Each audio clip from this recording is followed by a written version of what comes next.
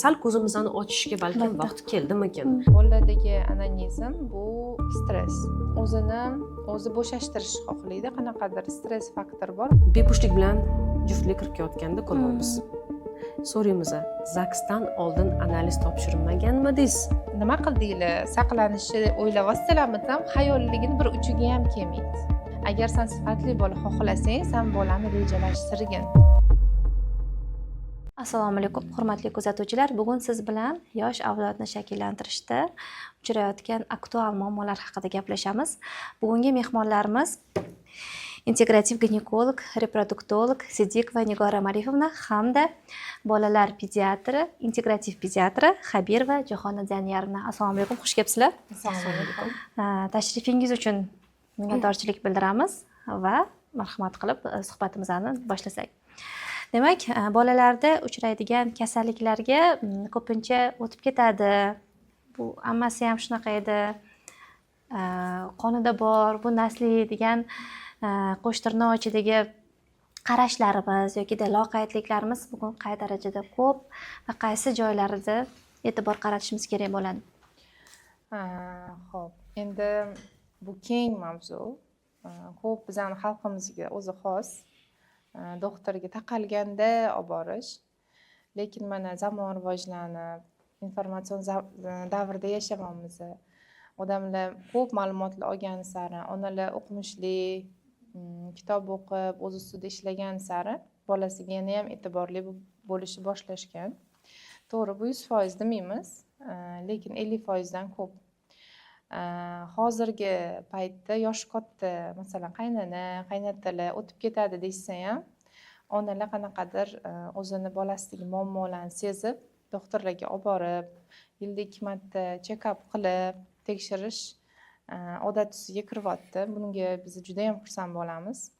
Chunki hamma muammolar avvalambor bolalikdan, yoshlikdan boshlansa, lekin o'sha yoshlikdan qanaqa o'tishi aynan homiladorlikka borib taqaladi. Hozirda hattoki o'sha onalarga biz tavsiya beramiz, homiladorlikka tayyorlaninglar. Chunki ona sog'lig'i qanaqa bo'lsa, bolaning sog'lig'i ham xuddi shunaqa bo'ladi. Endi o'tib ketadi deb bizada ko'p aytishadi, lekin o'tib ketgandan keyingi holatdagi bola bizani qoniqtiradimi, yo'qmi? Eng katta mavzu shu. Ya'ni u keyinchalik qanaqa farzand ko'radi, bolali bo'la olaydimi? Mana hozir Nigora Marifovna tasdiqlaydilar, kundan kunga befarzandlik, bepushtlik ko'payyapti. Juda ham katta aktual mavzu. Ya'ni o'sha yoshligida o'tib ketadi, hech narsa qilmaydi. Oyisida ham yoki adasida ham o'zi shunaqa edi deyishadi.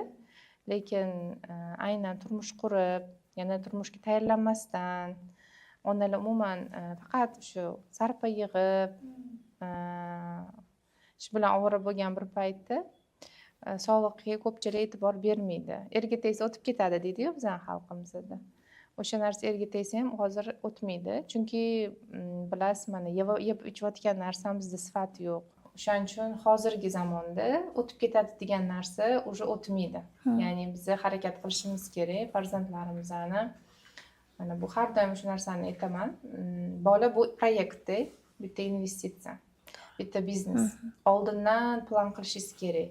U bolani qanaqa katta qilmoqchisiz, qayerda o'qitasiz, qanaqa sifatlarga ega bo'lish kerak, qaysi sport turi bilan shug'ullanish kerak, qanaqa tana xohlayapsiz, hammasini oldindan planlashtirib, xuddi mana o'qishga, mana maktablar ko'payib ketdi, xususiy maktablar, xususiy bog'chalar. Biz xohlaymiz yaxshi o'qishini, yaxshi bilimga ega bo'lishini, lekin sog'liq bo'lmasa, ular hammasi bir teng. Ya'ni birinchi biz investitsiya qilishimiz kerak bo'lgan narsa bu bolaning sog'lig'i. Demak, bu yerda yana asosiy rol onaga qaratiladi. Birinchi onalarga qaratishimiz kerak. Ya'ni ota-ona sog'lom bo'lsagina sog'lom farzand qoladi. Demak, sog'lom ona deyapmiz, ya'ni qizlarimizni bugungi kunda qay darajada turmushga tayyorlayapmiz? Ko'pincha savol tushadi, qiz qidirayotganda, qiz tanlayotganda, bu haqiqat, ovqat qilishni bilar ekan, o'qigan ekan, chiroyli ekan, lekin sog'lommikin? Qanaqa kasalliklarni boshdan ketkazgan ekan? Ya'ni turmush tarziga tayyormikan degan savollar qay darajada bugungi kunda aktual yoki e'tibor berilyapti? Bizani hozirgi kunda bilasizmi, men bu ko'proq Toshkent haqida gapiraman deb o'ylagandim. Lekin hozir shunaqa juda ham keng miqyosli savol beryapsizki, bu nafaqat Toshkentga, balkim O'zbekiston miqyosida bo'lishi kerak bo'lgan narsa va bir tomondan juda ham xursand qiladi bizani hozirgi shu ijtimoiy tarmoqlarimizdan rivojlanib kelishi. Qizlarimizni uzoq hattoki bir viloyatni bir qishlog'idan hattoki ota-onalarni qizlarini ko'riklarga olib kelishlariga majbur qilyapti. Bu xursand qiladi. Lekin bu afsuski 3-5% oshmasa kerak deb xafaman to'g'risi. Chunki qizlarimiz ko'pincha kelganda allaqachon muammolarga uchrab bo'lishgan.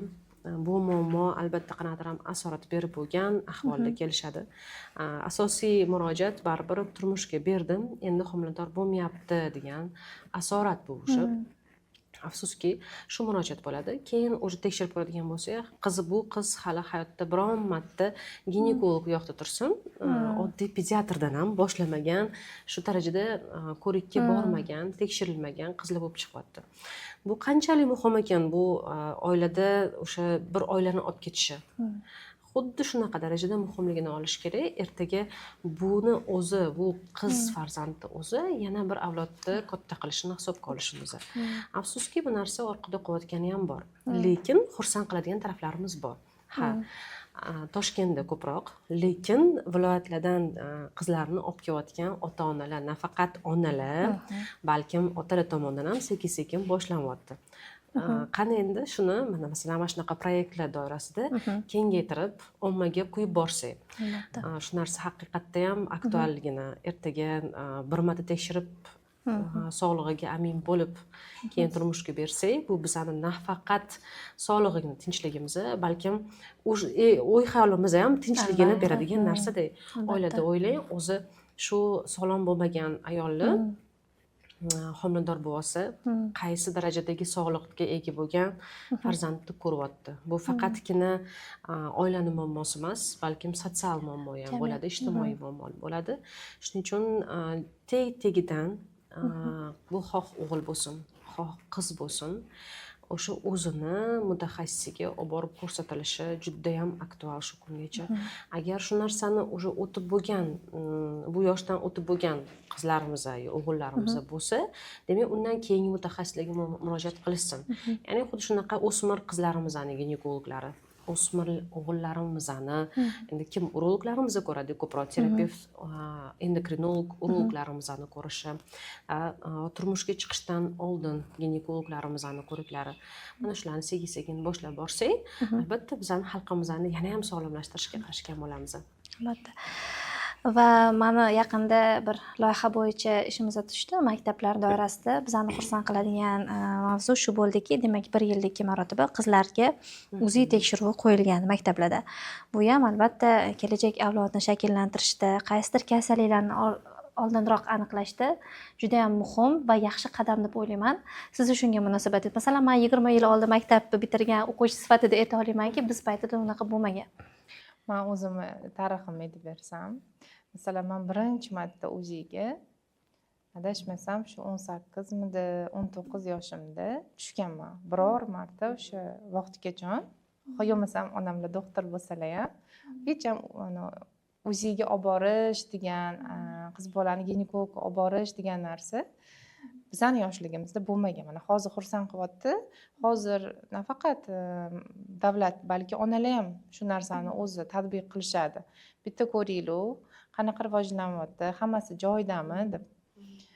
Masalan, men o'sha 18 yoshimda UZIga tushganimda, menda уже kista yorilib bo'lgan davrga to'g'ri kelgan, chunki 1 yil institutga kira olmaganim sababli stress bo'lgan, o'shanda kista kelib chiqqan va o'shanda yorilib bo'lib, уже operatsiyadan oldin UZIga tushirishgan va bezovta qilgani uchun shunda ham o'shanga hozirgi paytda mana biza nisbatan sog'lom avlod bo'lganmiz. Biza ko'chada yurganmiz, yugurganmiz, chopganmiz. biz ko'chadan narik yemaganmiz. Biz shokolad unaqa ko'p yemaganmiz. Shokoladni masalan Snickers podarka qilishsa 5-6 ga bo'lib oilaviy yeganmiz.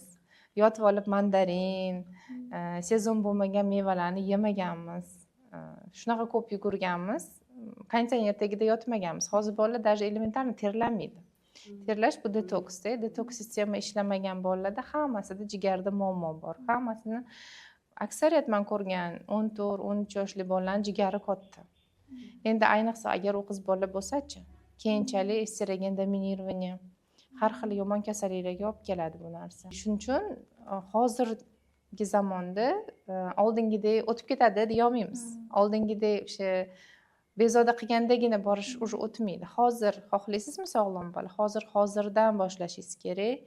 Yilda kamida bo'lmadi deganda bitta idealda 2 marta bo'lsa ham UZI qilish, bitta qon topshirish, qani qanaqa, nimalar yetmayapti, defitsiti bormi, yo'qmi, hammasini tekshirishimiz kerak. Men har doim mana shu oldimga kelgan kichkina chaqaloq qizchalardan boshlab katta qizchalargacha aytaman. Onalarga siz o'ylamang, hozirgi qilayotgan ishingiz faqat hozir o'zida bo'ldi, yaxshi bo'ldi emas. Mana hozir qiz bolani xumdon, bachadon rivojlanayotgan bir davrda siz nevarezni qilyapsiz. Ya'ni siz nevarez qanaqa bo'lishiga siz asos solyapsiz. Bu fundament. U qanaqa farzandni ko'rishini mana siz hozirgi qilgan mehnatingiz natijasini siz nevarali bo'lganingizda, nevarangizni qo'lingizga olganida, sog'lom bo'lganida ko'rasiz. Deb har doim biz shu narsani onalarga aytib o'tamiz. Ya'ni sizlar o'ylamanglar, faqat hozir bezovta qilsa, hozir yaxshi bo'lsa bo'ldi emas. Biz oldindan 15 yil, 10 yil oldindan ko'rib bilib, oldindan rejalashtirishimiz kerak. Savolim Nigora Marifovna sizga bo'ladi. Homiladorlik yaxshi o'tishi kerak, homilador ayolga yaxshi munosabat qil, xohlaganini yedir, vaqtida uxlatib, ko'p bong uriladi. Poliklinikaga chiqqanda ham shifokorlarimizdan birinchi bo'lib aytadigan gap shu bo'ladi. Qulog'imizga ko'p chalinadi, lekin amalda shu narsa qilinyaptimi? Ya'ni homiladorlarga e'tibor, ularni nafaqat ularga, balki bo'lajak nevarasiga yoki bo'lajak farzandiga e'tibor qay darajada bugun odamlarni 100% deb ayta olasizmi? Yo'q, qarang, bu juda ham ikki tomonlama savol. Juda ham bu narsani agar ijtimoiy tomondan aytsak, vrachlarimiz bu narsani gapiryapmiz, ommaviy vositalardan xabar beryapmiz, shu narsaga e'tibor berishimiz kerak degan narsani-da. Bu narsa lekin yaxshi tomoni ham bor, yomon tomoni ham bor. Qancha ko'p yegin, ichgin desak, homilador ayol bu narsani sal boshqacharoq qabul qiladi. Menga hammasi mumkin ekan. Mana emas shirinlikni talab qilayotgan, yo achchiq sho'rni talab qilayotgan, mana homilam, ichimda o'tirgan farzandim deydi. Va hech qanaqangi ichish, yeyish rejimini qilishdan ko'nishmaydi. Hammaga ham aytsangiz, masalan, sog'lom ovqat yeyishing kerak, go'sht yeyishing kerak yoki suyak qaynatib yeyishing kerak desa, birpasda toksikozdan olishadi. Yegim kelmayapti, yeyurgandim, o'sha me'damga tegib ketdi, yegim kelmayapti. Juda ham ko'p eshitamiz bunday narsani. Xuddi shunaqa. Homilador ayolga ko'proq dam olishing kerak deymiz. Ha, albatta bu narsani qilinishi kerak, kun rejimini olish kerak, o'sha 7-8 soatlik uyqusini olish kerak, albatta bo'lishi kerak bo'lgan narsalar. Lekin bu narsada ham me'yor bo'lishi kerak degan hisobdaman. Nega? Kam harakatlilik bilan biz homiladorlikka ko'proq zarar yetkazamiz. Bu degani albatta qanaqadir ham jismoniy og'ir ish qilsin degani emas. Lekin homilador faqatgina gorizontal holatda o'zini saqlashi, bu faqatgina zararga ishlab qo'yishi mumkin. Albatta o'sha kundalik qadam bosib o'tadigan harakatlari bo'lishi kerak. Albatta qanaqadir ham yengil gimnastika bilan shug'ullanganini maslahat beramiz. Suzishga borsin deymiz. Hozirgi kunda juda ham homiladorlarimiz uchun, men bilaman, har bitta viloyatda bor. Homiladorlar uchun yogalar ochilgan. Aktiv, faol o'sha hayot tarzini o'tkazish uchun poliklinikalarda bitta xonalar tashkillashtirilyapti hozir. Agar shu narsani ko'nsa, qilsa, nur ustiga a'lo nur. Lekin afsuski biz bir tomonlama gapirib qo'yamiz. Yegin, ichgin degan narsani faqat yeb ichishga o'tkazamiz yoki dam olsin desak, faqatgina 9 oy yotishga o'tkazib qo'yamiz. Me'yorini menimcha ko'proq gapirib, ko'proq aynan nima bilan shug'ullanish kerak, aynan nimani yeb ichish haqida ko'proq gapirishimiz kerak menimcha.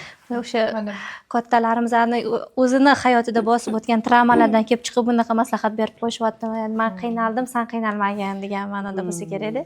mana men onalarga aytaman, qizlarni olib kelishsa, hozir o'zini yaxshi ko'rishni o'rgating deyman.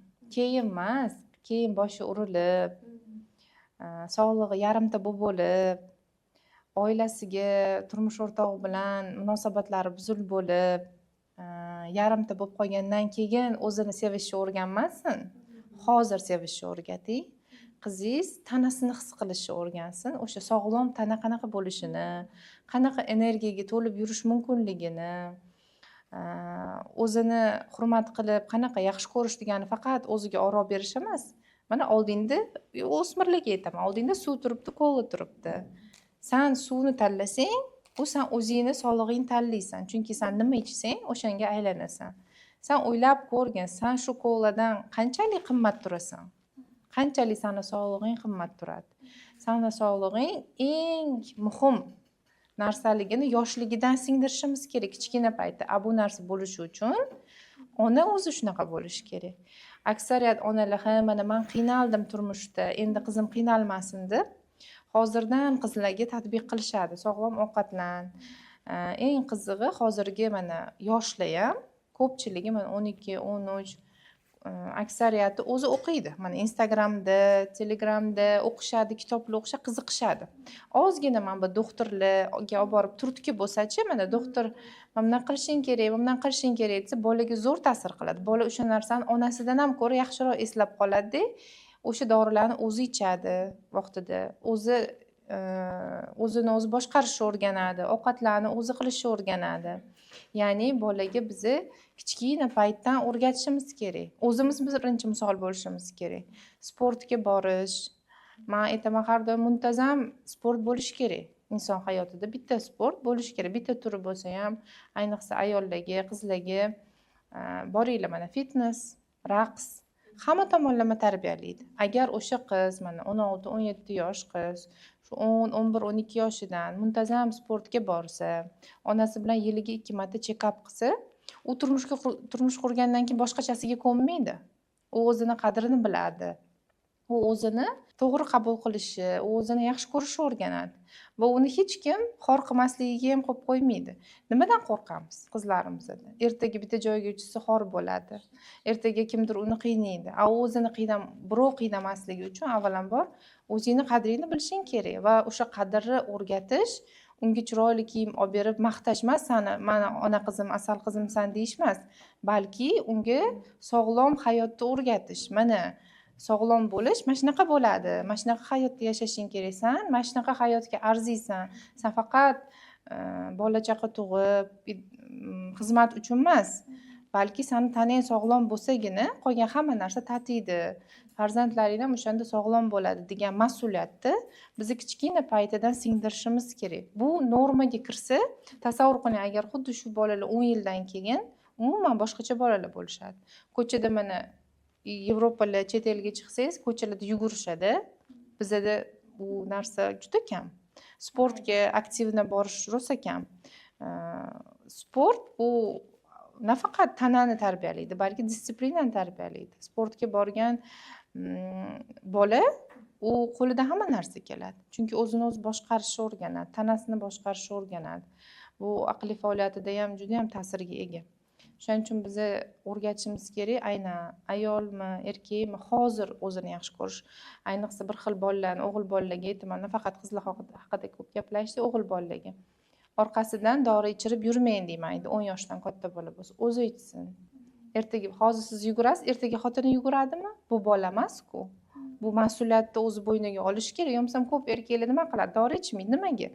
O'rgangan, onasi kasal bo'lganda kelib og'zigimda solib itarvarishga o'rganib qolgan. Unaqa bo'lmaydi. Erkak kishi ham o'zi uchun mas'uliyat bo'lishi kerak. Sog'liq menga kerak, men sog' bo'lishim kerak, men oilamga kerakman deb o'zi harakat qilish kerak. Bu yoqdagi ayollar perejivать qilish kerak emas, unga onasi, xotini emas. O'shanda hamma o'zi uchun g'amxo'rlik qila olsagina xalqimiz sog'lom bo'ladi. Mana shu narsani tatbiq qilishimiz kerak bolalarga. Haligi savolim sal chala bo'lib qoldi. Ya'ni men aytmoqchi bo'lganim, biz ko'ramiz bugungi kunda oldinga nisbatan homiladorlarga e'tibor yaxshiroq. Ya'ni kelinlarimiz erkaroq. Lekin nimagadir bugun kasallik ko'p. Har 3 ta bolani bittasi masalan autizm yoki ZPR bilan tug'ilyapti, nutqiy orqada qolish ko'p. Ya'ni sharoit qancha yaxshi bo'lgani sari avlod chiroyli bo'lishi, yaxshi bo'lishning o'rniga qaytaga orqaga ketmayaptimikan? Yoki savolim shundan iboratki, kundalik qilinadigan uy yumushlari, mehnatlarimizning ham bizga sog'lig'imizga foydasi bor ekanda. Albatta bor. Albatta. Kundalik qanchadir aktivlikda, faollikda yurishimiz kerak. Juda ham kerak. Nimaga bu narsa avlodlarimizni buzilib, sog'lig'ini buzilib borayotgan, yomonlashib borayotganini hozirgina jahon aytib o'tdilar. Yeb ichayotgan narsamizda oldingidagi foydali hech narsa qolmayapti. Afsuski, har bitta o'stirilayotgan narsada biz qanaqadir pestitsidlar, ximikatlar ishlatyapmiz. Ular tezroq o'ssin, GMO aralashgan, umuman gen tomonidan o'zgargan mahsulotlarni olyapmiz. Ulardan foydadan ko'ra zararni ko'proq olyapmiz.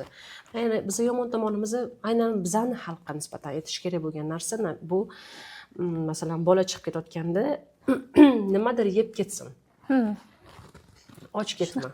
Nimadir yeb ket, mayli zarari bo'lsa ham, ertalab nonga nima asal surib bo'lsa ham yedirib yuboraylik, lekin och ketmasin deb noto'g'ri olib borishlarimiz masalan. Qaytanga shularni och olib borsak, organizm sog'lomroq bo'lardi bir tomondan. Hozirgi chunki oldimizda bor bu mahsulotlarni ketma-ket yeganimizdan faqat zarar ko'ryapmiz. Magazinga kiramiz, oldimizda tayyor mahsulotlar. Ularni olib borib tayyorlash ham shart emas. Tayyorni yedik, organizm hali tushunmadi biz ovqatlanganimizni, chunki telefonda o'tirib ko'rdik ularni hammasini yeb oldik yoki keldik-u, hattoki so'lagimiz ajralib ulgurmadi, ovqatimiz tayyor. Mana shu narsalar. Bular hammasi albatta bizning sog'lig'imizni buzilishi olib kelyapti. Yana mana shu narsani yeyotgan narsamizni ortuvchi kaloriyalarni, ortuvchi tushayotgan noto'g'ri mahsulotlarni tozalab tashlash uchun kerakli bo'lgan qoidalarni unutib qo'yishyapti. Mana tungi uyqu haqida gapirmadik. Tungi uyquda organizm o'zini o'zi tozalab borishi. Gormonlarni noto'g'ri kun bo'yi noto'g'ri ishlagan gormonni, masalan, stress gormoni, kortizolni ko'proq ishlaganini kechasi uxlagani hisobiga o'zini joy-joyiga tushib olishlari. Bu hamma bizning himoyalovchi mexanizmlarimiz bor. Afsuski, yosh qizlarimizdan ota-onasidan so'rasangiz, nechida uxladi, nechida uxlaydi qizingiz desa, 12, 1, 2, 3, men ko'rmay qolaman, telefonda yotaveradi-da bu degan qizlardan. Endi men ko'proq qizlarni ko'rganim uchun. O'g'il boladan shunaqa. O'g'il bo'lsin, bu qiz bo'lsin, hammada shu narsa. Shu narsalarni yomon odatlarimiz. Va shu narsaga bitta narsa aytardimki, qizlarimizda nega bunaqa homiladorlikning yomon kechishi, farzandlarni sog'lom tug'ilmayotgani, nafaqat bu hozirgi paytda nimanidir ham noto'g'ri qilayotganimiz, balkim qilmayotganimiz hisobiga ham bo'layotgan holatlarda.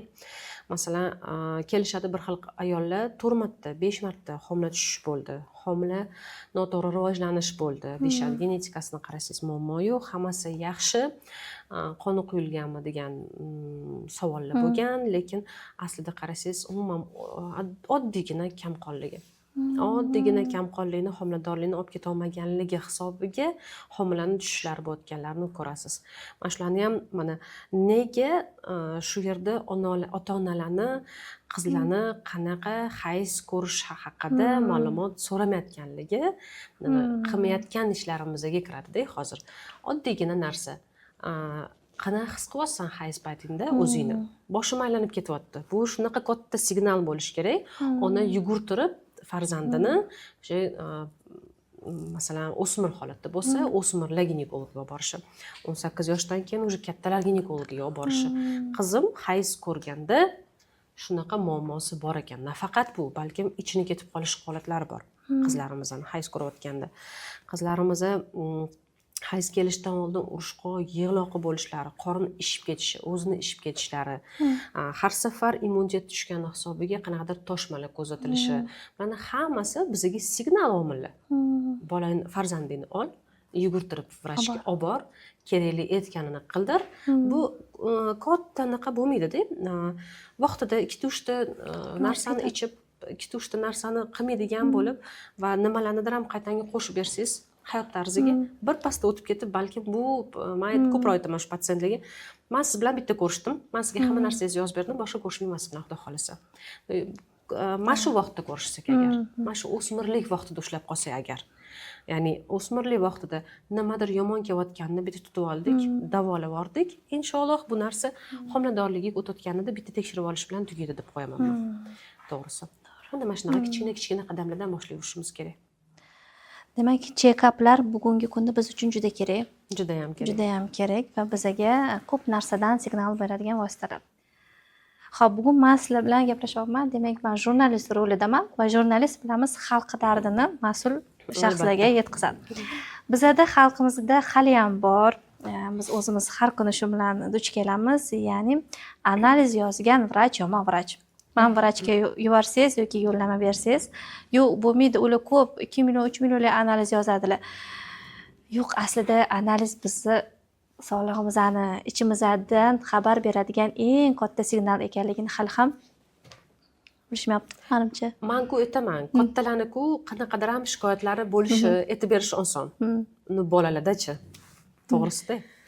Analiz topshirish haqida gapirsak, analiz topshirgan vrach yomon, aytganingizdek, u qanaqadir manfaati bor deb o'ylashadi.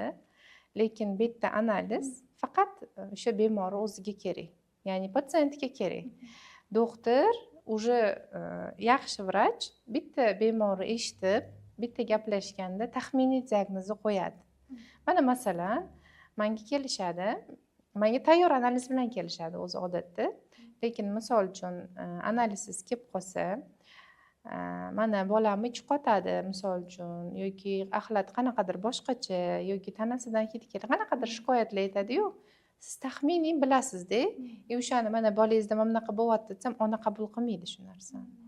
Ya'ni ona o'sha narsani ha, rostdan shunaqa bolam kasalligini tan olgisi kelmaydi. O'zi eng qiyin narsa farzandingda nimadir muammo bo'layotgan. Ya'ni har doim o'ylaysan, men yaxshi onaman, men yaxshi qaramonman, demak, bolam yaxshi. Ha.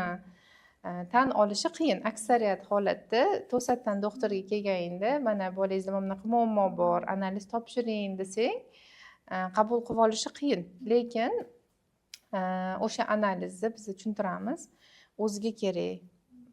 Analizni ko'rib, mana oddiy UZI qildirib, o'sha UZI tepasida ona turib, mana qarang, mana bunaqa momentda bo'pti, momentda bunaqa bo'pti deganini ko'rgan ona keyin doktorga yana ham ishonadi. Shu uchun analizlardan qo'rqish kerak emas. Bu siz bolangizni ichidan ko'rib olasiz.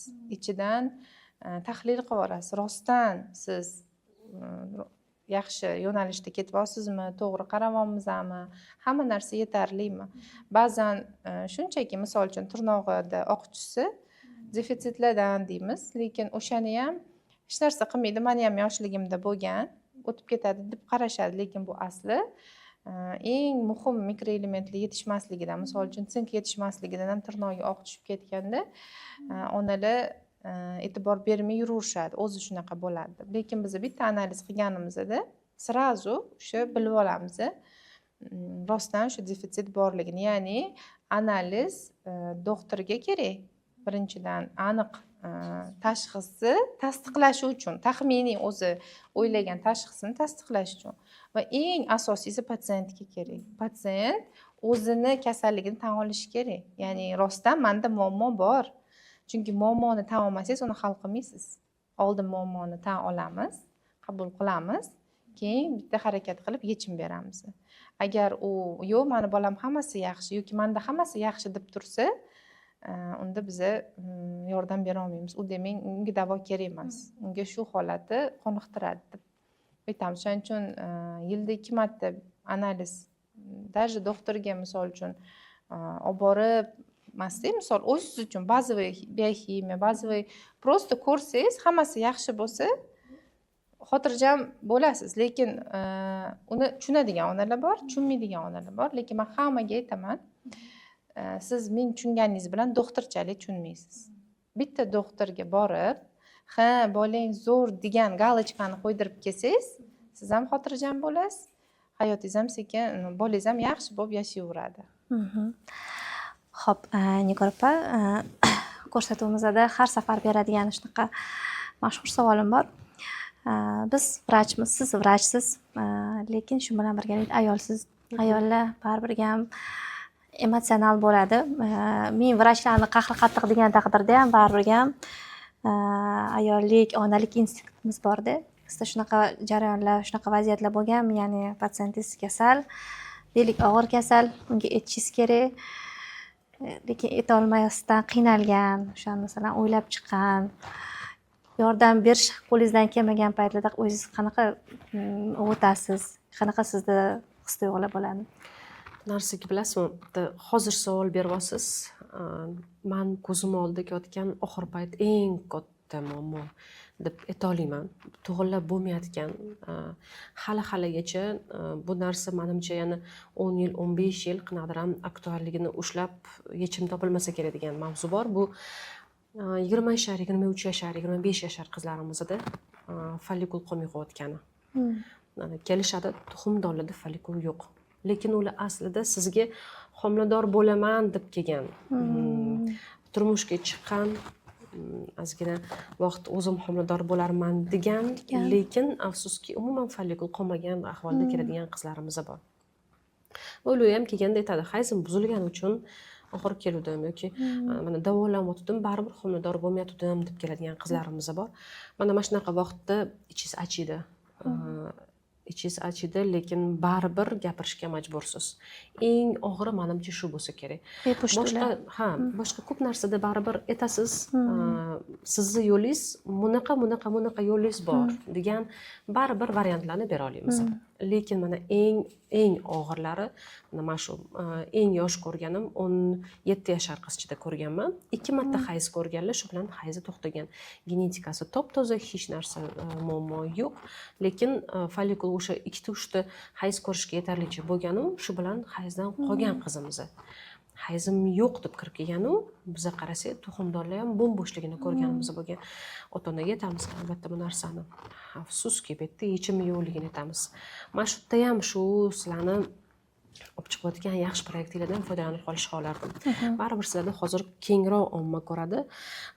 Qizlarimizga shuning uchun turmushga chiqmasdanoq o'sha UZIni ko'rishimiz qanchalik aktual. Bu narsa bilasizmi, bizani xalqga shart demasangiz, o'tishga majbursiz demasangiz, qo'rqitmasangiz, shu yerdan ham qochishyapti. Hattoki, chunki bu narsani maktabda qilinadigan o'zilarimiz ham majburiy emas. Majburiy yotqizib ko'rish haqqi yo'q. Ya'ni ota-ona bosh tortaman deb yozib bersa, bu narsa o'tkazilmaydi. Shu narsani ham juda ko'pchilik ota-ona ko'rishmasin degan narsa yozib berishadi. Ko'rilmasin deb berishadi. Keyin turmushga chiqayotganida ham, zagsdan oldin o'tayotganda ham shu hujjat qilishimiz kerak. Shundan ham qochiladigan holatlar bor, afsuski.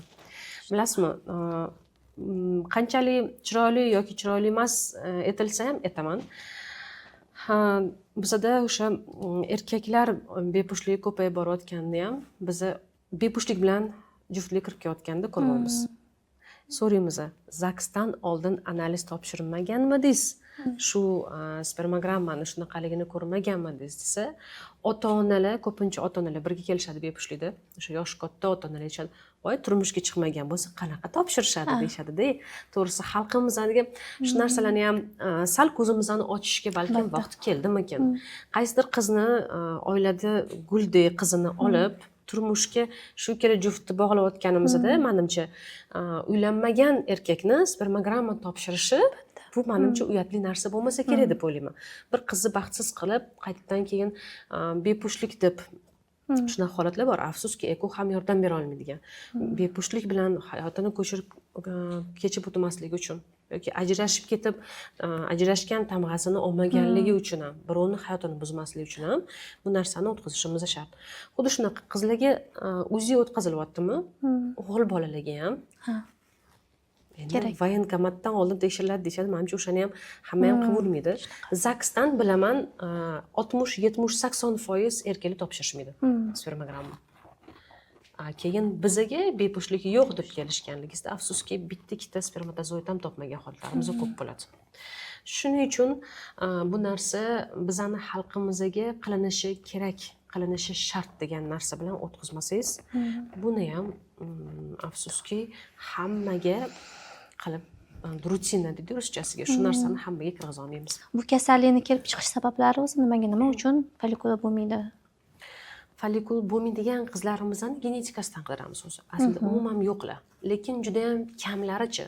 Juda ham kamlari bolaligidan qanaqadir ham kimyoviy modda bilan uchrashgan qizlarimiz.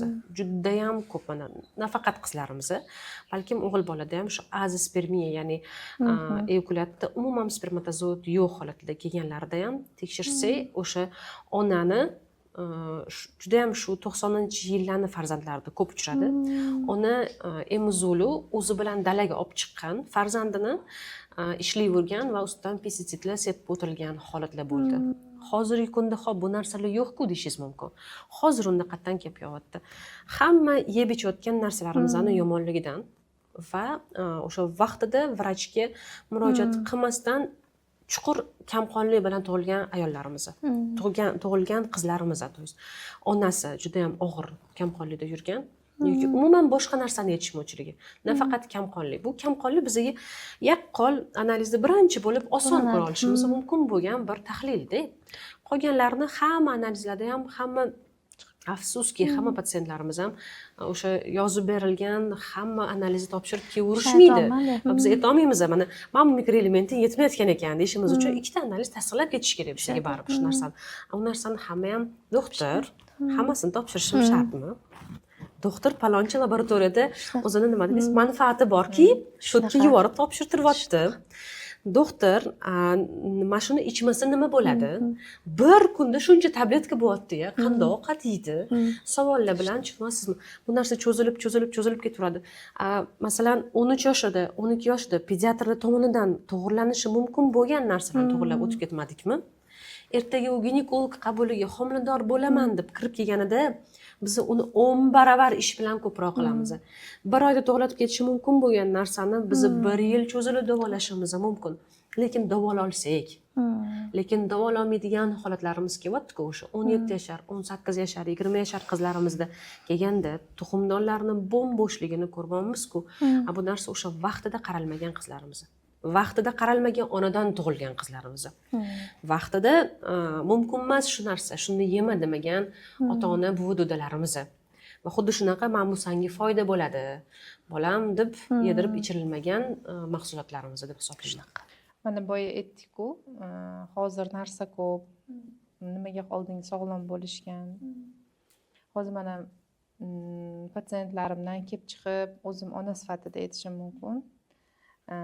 Yo'qchilikdan ko'ra to'qchilikda bolalarni katta qilish ancha qiyin. Chunki uyda bor, bola ko'radi, ota-onaning imkoniyati bor.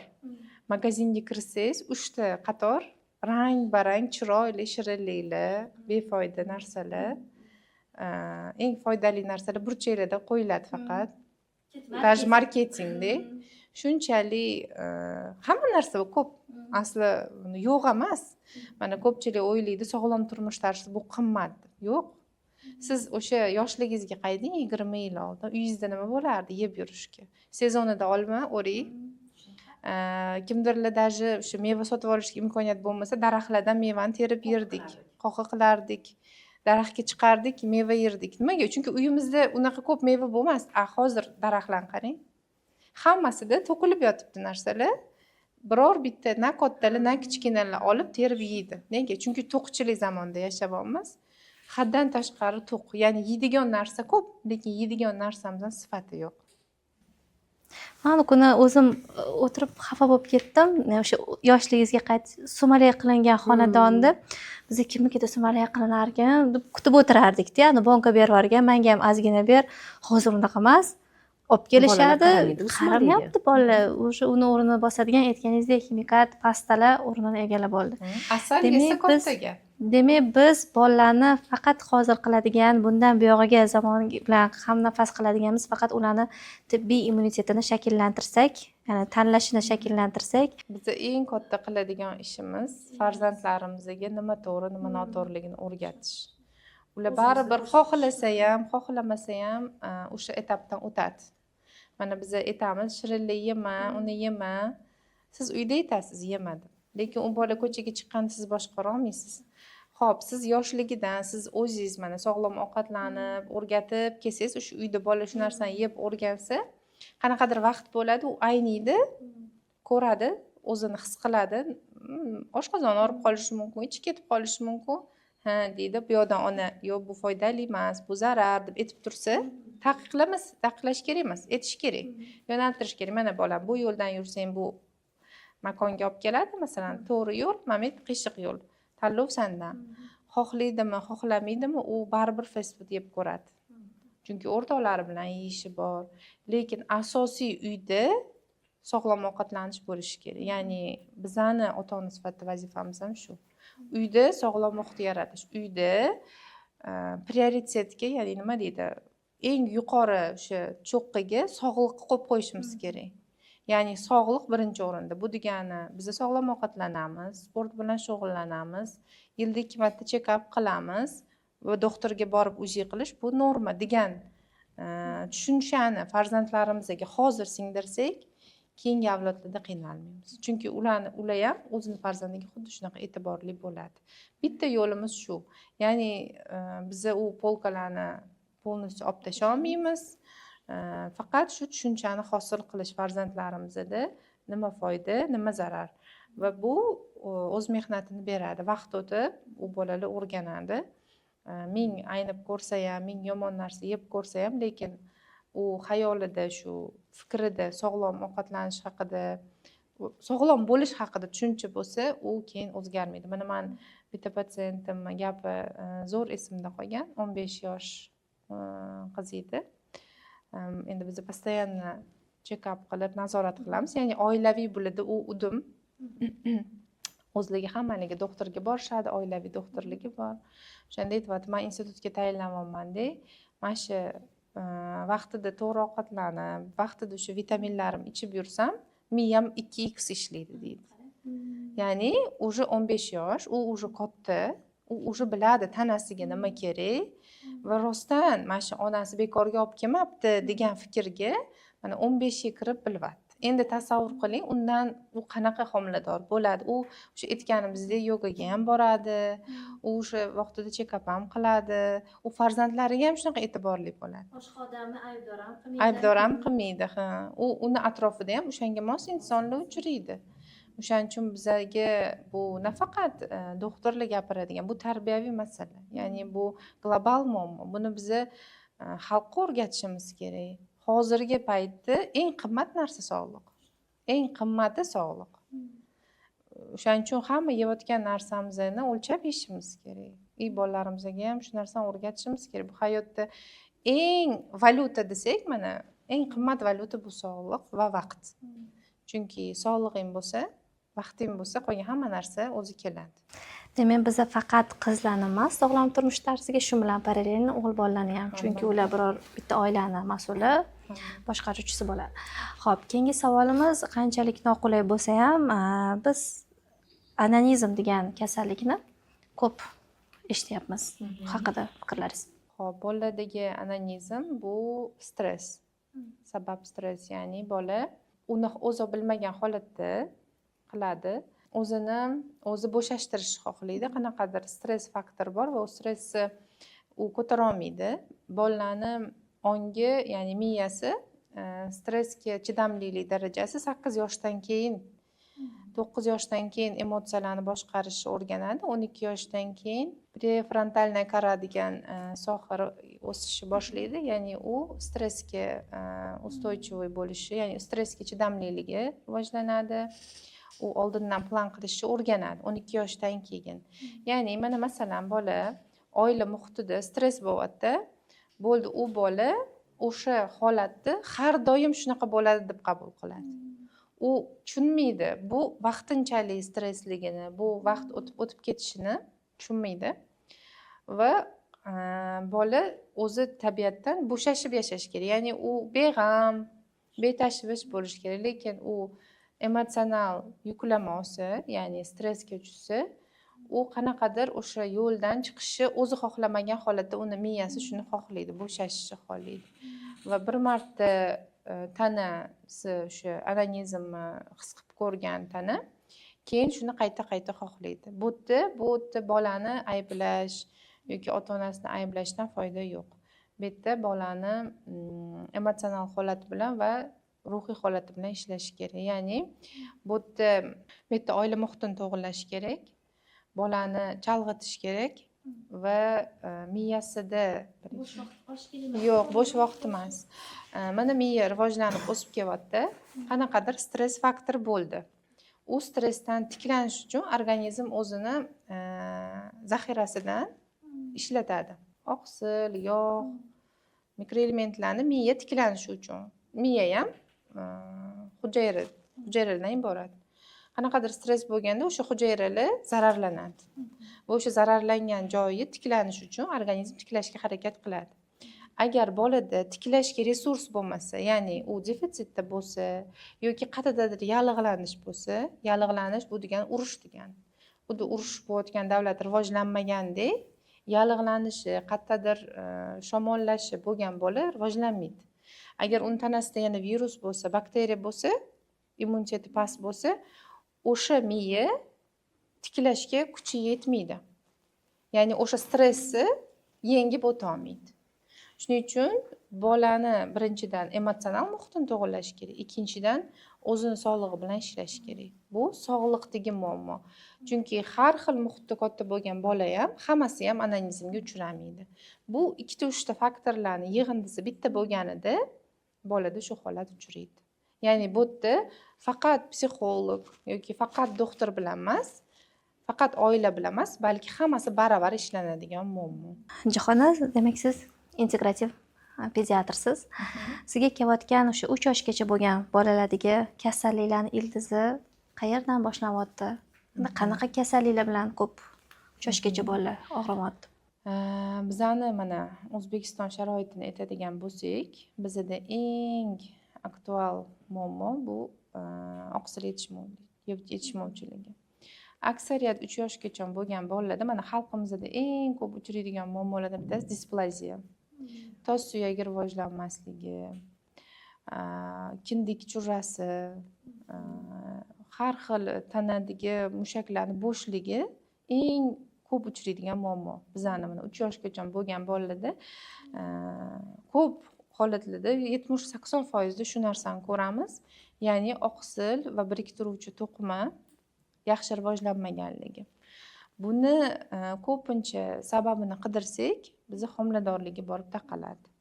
Chunki mana tasavvur qiling, ayol kishi homilador bo'ldi.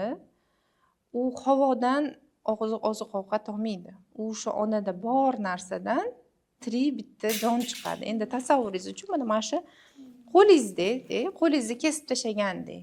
Ya'ni bitta ayolni ichidan mana shuncha narsani kesib tashlagandek bitta jon chiqadi-da. U jon o'z-o'zidan yo havodan bo'lib qolmaydi. O'sha ayol kishining tanasida nima bo'lsa, o'sha narsadan shakllanadi.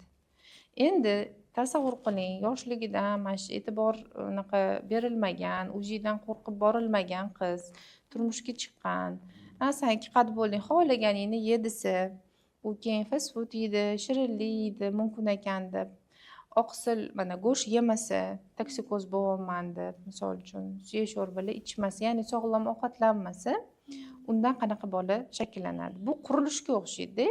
Xuddi mana qurilishda siz kuniga 100 ta g'isht qo'yishingiz kerak bo'lsa, sizga 30 ta 40 ta g'isht qo'ysa, lekin sizga buyruq kelgan, siz qurishingiz shart. Siz nima qilasiz? Ayab qurasiz. Ayab. Yoki masalan, paypoq to'qisak, ipini kamroq berib to'qiymiz-ku. Xuddi shunaqa organizm ham to'qilish jarayoni kechayotganda, aynan homiladorlikda u ayab qilinadi. Mushaklarga yetarlicha berilmaydi oqsil, biriktiruvchi to'qimalar yaxshi rivojlanmaydi va shuning natijasida bola go'yoki tanasi shakllangan, lekin u shunchaki ust qobig'i shakllangan, lekin ichki tomondan u sifat yaxshi emas. Shuning uchun bizani bolalarimiz kech yurishi mumkin yoki bundoq qarasangiz oyoqlari X yoki oyog'i O obrazniy bo'lib ketgan yoki mana plaskostopiya yoki o'sha tos suyagidan golovkasi, boshchasi rivojlanmaganligi displaziya тазобедренного sustava deymiz, eng ko'p uchraydi. Chunki o'sha bizani ham ko'p vrachlar shu narsada aytib o'tdik, как o'zim shu soha bo'yicha ko'p ishlaganimdan kelib chiqib aytaman. O'sha displaziya тазобедренного sustavida ko'pchilik ortopedlar kalsiy berishadi. Lekin bu yerda muammo kalsiyda emas. Ya'ni kalsiy asosiy o'rinni egallamaydi. Mana biz bilamiz, suyak tashqi tomoni, mana suyakni olib qarasanglar, u kalsiydan iborat emas faqat. Agar u kalsiy bo'lganda, u oqayga o'xshab uvalanib ketardi. U birinchi navbatda to'r to'qiladi. Birikki turuvchi to'qimadan to'r to'qiladi, setkaga o'xshab. Buni orasiga kalsiy kiradi. Orasiga mikroelementlar kiradi. Endi mana shu suyak shakllanishi uchun birinchi navbatda oqsil kerak. Agar o'sha oqsil xuddi to'rga o'xshab suyakka to'qib bermasa, karkasini, uning ichiga kalsiy kirgizishdan foyda yo'q. Shu uchun bizni mana men hamma onalarga aytgan bo'lar edim, homiladorlikda oqsilga e'tibor beringlar. Agar oqsil, ya'ni umumiy oqsilinglar, albumin, hamma oqsil fraksiyalari sifatli, yaxshi, to'g'ri darajada, ya'ni juda baland emas, juda past emas, o'rtada bo'lsa, gemoglobiningiz haddan tashqari past bo'lmasa, sizlar sog'lom bola dunyoga keltira olasizlar. Lekin oqsilni to'ldirish eng qiyin murakkab bir jarayon. Hattoki vrach sifatida ham bu qiyin. Ya'ni hattoki siz ovqat bersangiz ham, hali u ovqatni qay darajada o'sha go'shtni hazm qiladi, u to'g'ri shakllanadimi, unga bir qator vitaminlar, jarayonlar ketadi. Ya'ni u bitta narsa bilan hal bo'ladigan narsa emas-da. Shuning uchun biz e'tibor berishimiz kerak aynan homiladorlikka. Mana sog'lom bola homiladorlikdan boshlanadi. Bu bizning eng katta muammomiz. 3 yoshgacha bo'lgan bolalarda oqsil yetishmasligi. Shuning uchun nima qilsanglar qilinglar, yaxshi yeb, yaxshi ichinglar. Ya'ni yaxshi yeb ichish degani bu sifatli ovqatlanish degani. Bu borada yana savol tug'iladi. Ya'ni ayollarda ketma-ket homiladorlik. Eng katta mavzu bu. Mana agar O'zbekiston miqyosida olsak, eng bizani katta muammomiz homiladorlikni rejalashtirmaslik.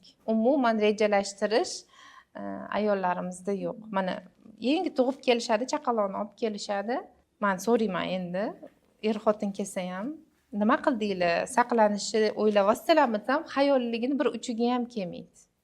Bu eng katta muammo. Ya'ni biz o'rgatishimiz kerak. Qizlarimizga ham, mana yangi turmush qurgan, yangi tug'gan ayollarga o'rgatishimiz kerak. Sen sog'lom ayolsan. Sen xohlagan payt 2 xat bo'lib qolishing mumkin. Agar sen sifatli bola xohlasang, sen bolani rejalashtirgin. Qachon tug'asan, orasini necha yosh qilasan, qachon misol uchun ishlaysan yoki o'qiysan, o'z ustingda ishlaysan. Ketma-ket tug'ishadi, har tug'gan bolasining sifati yomonroq. Bu ona faqat farzand bilan ovora, faqat bolalar bilan uxlaydi, boshqa xonada uxlaydi. Natija nima bo'ladi? O'ziga xotin qidiradi. Chunki u ona o'sha xotinlikdan chiqib ketgan, faqat ona bo'lish vazifasiga o'tib qoladi. U onaga 2-3 baravar qiyin bo'ladi. Ya'ni ayol kishi menga qiyin bo'lmasin, men mazza qilib farzandlarimni katta qilay, suyukli rafiqa bo'lib yuray desa, u homiladorlikni rejalashtirish kerak. Bu faqat ayol kishi tomonidan emas, erkak kishilar ham. Men xursand bo'laman, mana adalar ham kelishadi birga, yo'q, doktor, biz uni o'yladik. Biz hozirdan rejalashtiramiz. Chunki hozir xursand bo'layotgan tomonim mana erkaklar oldin ko'p doktorga olib bormasdi bolasini. Ya'ni birga borishmasdi ko'proq ayollar. Hozir erkaklar o'zi doktor qidirgan, o'zligi birga borgan, qarashgan, uxlamasa. Hozir bu tomondan rosa yaxshi rivojlangan. Iloyim-da. Shuning uchun xotin bu narsani har doim hal qilish kerak. Qachon farzandli bo'lamiz va reja qilish kerak. Demak, bizning vazifamiz yosh avlod uchun doimiy ravishda tibbiy ongini, bilimini rivojlantirib borganimiz sari ularga jarayonlar ham yaxshilikka ishlaydi. Tashrifingiz uchun katta minnatdorchilik bildiramiz va keyingi suhbatlarimizda ham kelib ishtirok etib xalqimiz uchun manfaatli suhbatlar uyushtirishingizni iltimos qilib qolardik va intervyumiz oxirida bu tarixiy kadrlar bo'lib qoladi. bugungi yosh avlod uchun yoki yosh onalar uchun qanaqa tavsiyalar bergan bo'lardingiz? O'shalar haqida aytib ketsangiz. Nima deb aytishimiz mumkin? Manimcha hamma tomonidan savodxonlikni oshirish. Bu nafaqat hozir mana ko'proq biz tibbiyot tomonidan gaplashdik. Balkim bu umumiy rivojlanishimizni to'xtatmaslik. Qo'limizga yaxshi ma'lumot kelib tushdimi, o'sha narsani ishonchli darajasida tekshirib olgandan keyin shu narsani hayotimizga tadbiq qilib borish. Nafaqat tibbiyotda, balkim umumiy o'zimizni o'sishimizga turtki bo'la oladigan har bitta ma'lumotga qarash. Hurmatli kuzatuvchilar, shuning bilan ko'rsatuvimiz o'z nihoyasiga yetdi. Mutaxassislarimizga savollaringiz bo'lsa, albatta izohlarda yozib qoldiring.